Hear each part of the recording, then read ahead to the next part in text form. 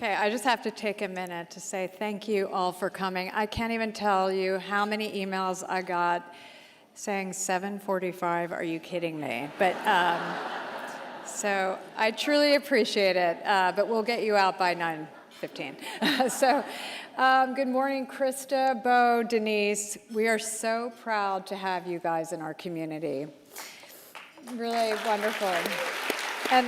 And you're just 3 of 385 and counting. And when we first started it, we started the program with doing 10 a year, and we realized the work we were doing was so incredible that we needed to raise it to 50. So maybe even more at some point, so thank you. And as my brother Robert said, our mission is to increase women's economic power by supporting entrepreneurs to build businesses that last.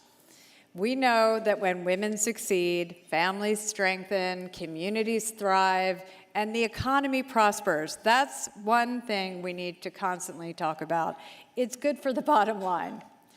That's why it's so important you're all here today. So thank you so much for coming. We are so grateful. 3 years ago, I was asked to become a founding council member of the Smithsonian American Women's History Museum that will be built on the Mall. The museum will tell largely untold accounts of all of the accomplishments of women. When we conceived this breakfast, it was important to me that in addition to celebrating living women entrepreneurs, that we shine a light on women entrepreneurs who broke ground and led the way for all of us to follow. Maggie Lena Walker is a woman in American history whose life has not been given the recognition she deserves. Maggie was, in short, extraordinary. Her mother, formerly enslaved, was a laundress, and Maggie helped her as a child before becoming a teacher. When Maggie married, she was forced to leave teaching because married women didn't teach. This repressive law served as the catalyst for Maggie to become one of the most important women entrepreneurs in history. In 1903, Maggie opened the St. Luke Penny Savings Bank in Richmond, Virginia, becoming the first Black female bank founder in America.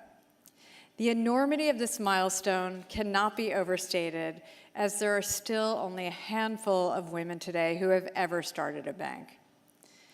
Maggie's bank offered checkings and savings account, mortgages, and investment capital for local entrepreneurs who would help shape the neighborhood into a thriving business center.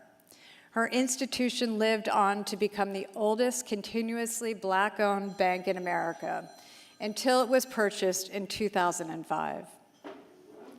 Maggie understood the importance of economic independence for women and was light years ahead of others in banking. She accepted deposits that were less than $1 to encourage more women to contribute to their savings.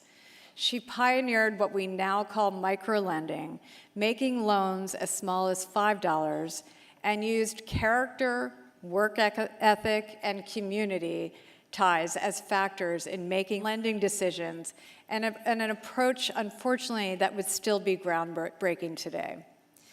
These accomplishments, 122 years ago, are breathtaking, considering that the Equal Credit Opportunities Act, enabling women to apply for their own credit cards, was just passed 50 years ago. But like many great entrepreneurs, the success of one venture wasn't enough for Maggie. She also founded a local newspaper and a department store, and in addition to tirelessly working on civil rights, suffrage, and the disabled, she did so much more.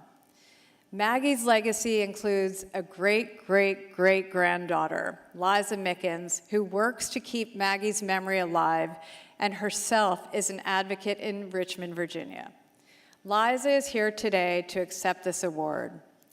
Liza, your great-great-great-grandmother was an exceptional woman that everyone in this room and beyond deserves to know. It is with gratitude that we present the first posthumous Tory Burch Foundation Founders Award to Maggie Lena Walker.